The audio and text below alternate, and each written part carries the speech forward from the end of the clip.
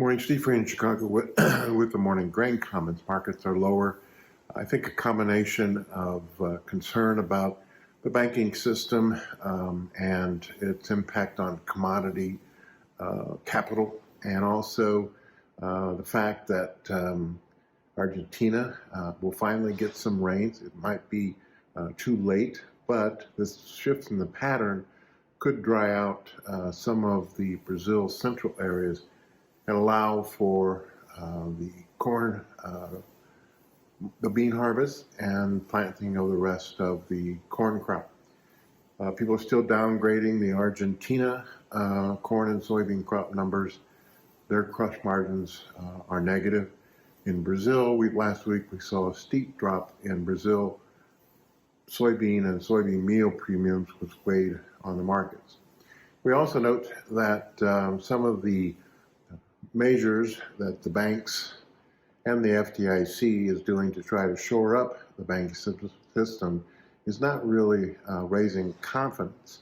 We also noted that after UBS bought Credit Suisse with Swiss bank money, their UBS was downgraded because of the increase in debt.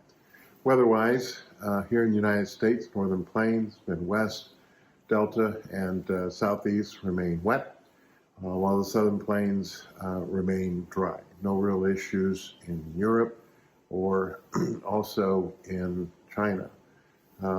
India situation, a lot of uncertainty, too much rain in some places, not enough in others. This week, President of China will be visiting with the President of Russia, and then eventually the President of Brazil. They could come up with a regional trade agreement, which could begin to lower U.S. export share of grains and oilseeds. So we'll have to watch that pretty close. According to Russia, they extended the corridor deal with Ukraine 60 days. Ukraine said it's been 120 days, so a lot of uncertainty there. As far as prices are concerned, right now, soybeans are down about 7 cents. This is 7 cents off the low. The May contract is back down to the 200-day moving average and the lowest price since December of 2022. The meal contract also trading below the 50-day moving average and below the low that we had back in March.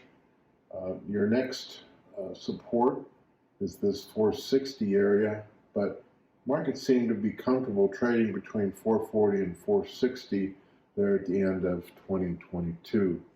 Nearby corn,